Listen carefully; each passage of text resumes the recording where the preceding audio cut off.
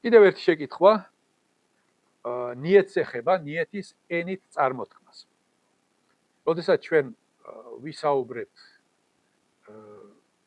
სხვადასხვა ნამაზთან დაკავშირებით, განსაკუთრებით ნაფილე და სუნნეთი ნამაზების შესახებ, ან ნაფილე და სუნნეთი მარხვების შესახებ, როდესაც ვისაუბრებთ, ნაფილე და სუნნეთი თითქმის ერთი და იგივეა, ყველა ზოგადად სუნნეთის და იგიც ყველა ნაფილეს კატეგორიაში გადის.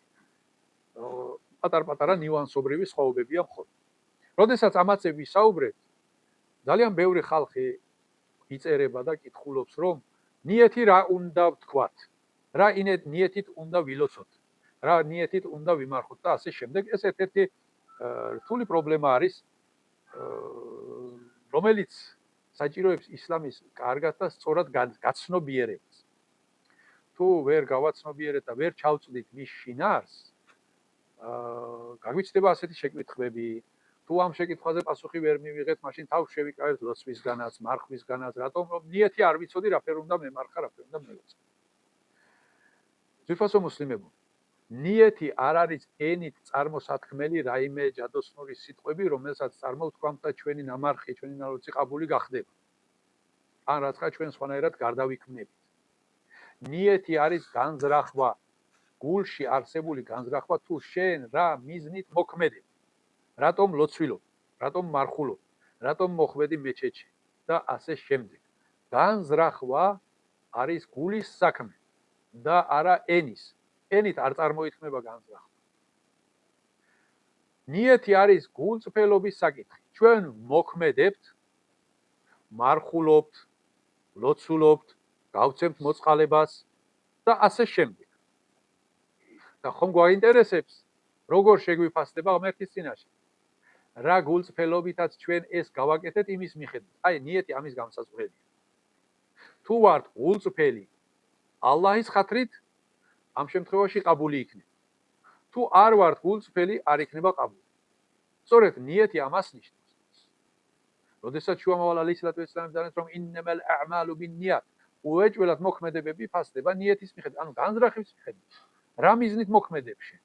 და აქვე იმ ჰადისის გაგრძელებაში თქვა, რომ ვისი ჰიჯრეთიც იქნება ალლაჰისა და მისი შუამავლის ხათრით, მისი ჰიჯრეთი ალლაჰის ხათრით, მისი შუამავლის ხათრით შეუფასდება.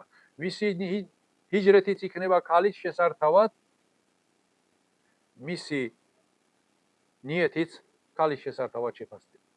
ანუ მივიდნენ საჰაბეები შუამავალთან სალლალლაჰუ ალეიჰი ვასალამ და უთხრეს, რომ ია რასულულლაჰ, ჩვენ ალლაჰის ხათრისთვის მივატოვეთ მექა, ჩვენი ქონებას აღკარი და გადმოვედით მედინაში, მხოლოდ იმისთვის, რომ ისლამის წესებით ვეცხოვროთ.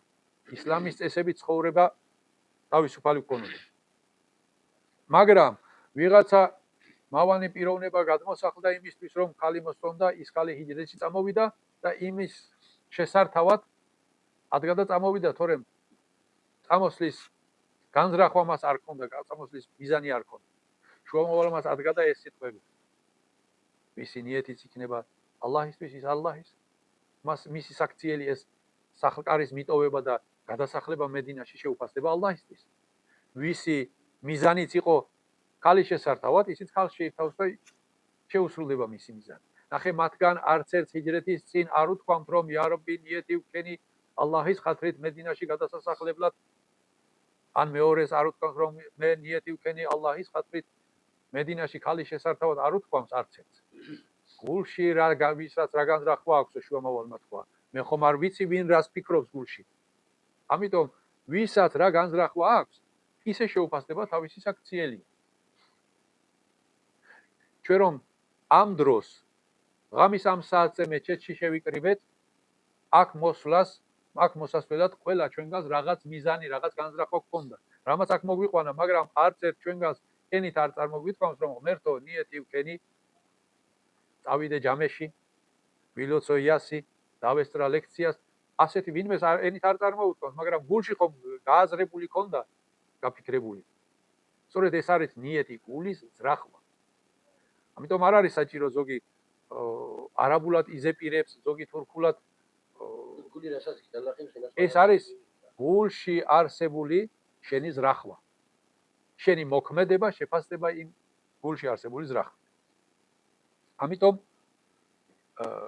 ნიეთი ენით წარმოსათქმელი არ არის და ამას ძალიან იმას ნუ დავიწყებთ და ნუ დავბრკოლდებით აიბადეთისგან, ღვთისმსახურებისგან იმ მოტივით, რომ ნიეთი არ ვიცით როგორ მელოცა. ლოცვაც, მარხვაც და ყველა ღვთისმსახურება არის ალლაჰის კმაყოფილების მოსაპოვებლად. გინდა ლოცვა, დგები ყიბლისკენ და ლოცულობ. ლოცვა ყველა ლოცვა ერთნაირია. ალლაჰუ ეკბერ ამბობ, შემდგომ კითხულობ სუბჰანაკას ალჰამდ და დამატებით რომელიმე სურას. მიდიხარ რუკუზე, სეჯდეზე. რატომ აკეთებ შენ ამას თუ კითხა ვინმე? ალლაჰის კმაყოფილების მოსაპოვებლად უპასუხებ. თუ არადა წინასწარ გაცხადება ენით გაცხადება არ არის აუცილებელი. ალლაჰმა სუბჰანაჰუ ვა თაალამ ყველას გულს ნადები იცის.